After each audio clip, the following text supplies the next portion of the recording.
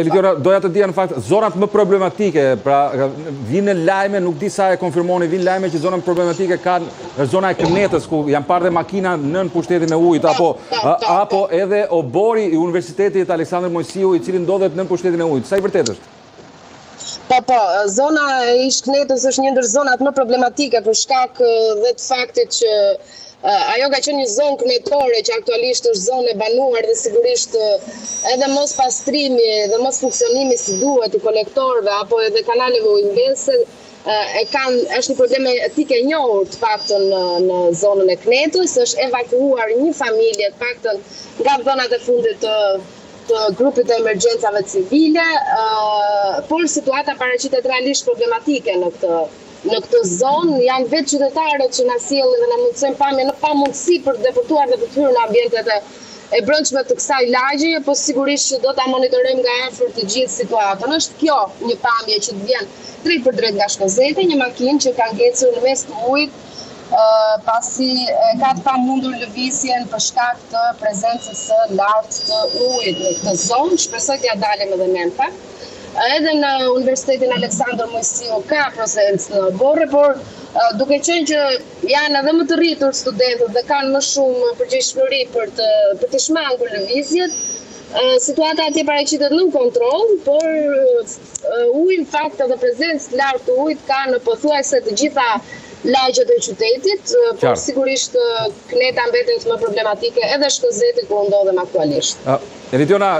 ju jeni banore e Durrësit, gjithmonë ndodh i njëjti fenomen në qytetin e Durrësit, sa herë që ka kohë të keqe, pra gjithë qyteti, por dhe zonat rreth përmbyten. Ka dikush,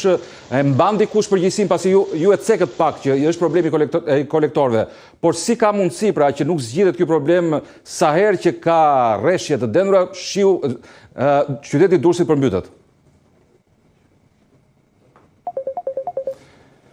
Nëse duket Ira linja, këto janë pamje që na sjell kolegja jon, pra Elitiona Doko nga qyteti i Durrësit, edhe këtë herë pra është nën pushtetin e ujit, pra shumë zona të përmbytura ditën e sotme, pra ju theksoj edhe një herë zona e Kënetës, zonë mjaft problematike ku janë bllokuar, siç theksoi dhe kolegja jon Elitiona Doko, janë bllokuar kolektorët, po kështu zonat të Volga, zonat të stadiumi Niko Dovana, të Nishtulla, por edhe obori Universitetit Aleksandër Mojsiu është nën pushtetin e ujit. Disa shkolla, pra disa shkolla sot nuk bëjnë shpezulluar mësimi për shkak të rreshjeve të dendura. Lidhemi edhe një herë pra me Elitiona. Elitiona, po thoja në fakt ju na e cekët pak problemin e kolektorëve. Ju jeni një banore e Durrësit prej shumë vitesh. Si ka mundësi që sa herë pra ndodh rreshje të dendura shiu, gjithmonë qyteti i Durrësit përmbytet? A ka dikush, a mban dikush përgjegjësi për këtë situatë? Në fakt, situata e përmbytjeve në Durrës nuk është një situatë e re dhe fatkeqësisht nuk përbën më lajm, ndërkohë që institucionet lokale her pas here zgjidhin t'ia hedhin fajin njëra tjetrës, bashkia ujësjellësi dhe ujësjellës kanalizimet të bashkisë për shkak të kolektorëve, por unë do thoja si një banore jo autoktone sigurisht, por që kam mbi 25 vite që jetoj në Durrës, do të thoja që pjesa e ndërtimeve pa kriter në pothuajse çdo zonë, apo në Kënetën që ne thamë që ka qenë një zonë kënetore që më pas u bë një zonë e banuar, apo ndërtimet mbi kolektorët në zonën e jashtme të Shkozetit dhe në disa prej kanaleve që dikur kanë qenë kanale ujmbledhëse të mëdha, sot funksionaliteti i tyre është pothuajse 0 ose në përqindje shumë të ulët, por edhe fakti që kanalet dhe pjesa e strukturave kujtohen sekundërtat dhe ju sa herë që ka rreshje shiu. Por ditën e sot në paktën duhet të kemi në mendje që intensiteti i rreshjeve ka qenë jashtëzakonshëm, vijon të jetë edhe në këtë moment. Është e pamundur lëvizja për shkak të këtyre kushteve që paraqitet mote. Por faji sigurisht do të mbetet jetim dhe do harrohet edhe kjo herë shumë shpejt derisa të vinë rreshjet e radhës. Gjithsesi, dikush duhet të marrë përgjegjësi për këtë situatë e cila ndodh shpesh pra në qytetin e Durrësit, sa që ka rreshje të dendura shiu. Një tjetër problem që ka Durrësi është dhe tragetet, në mos gaboj, tragetet me linjën me Italinë, si vazhdojnë apo janë të pezulluara ato?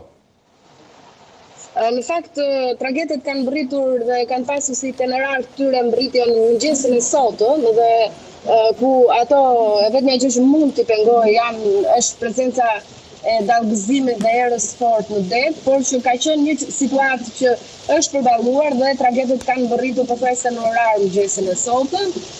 Shiu nuk është problem sepse prezenca e erës nuk ka pothuajse fare, kështu që në tilla kushte aktiviteti tregtar i portit Durrësit përveç pezullimit të daljes në det të anijeve të peshkimit dhe atyre me tonazh më të vogël dhe mos përpunimit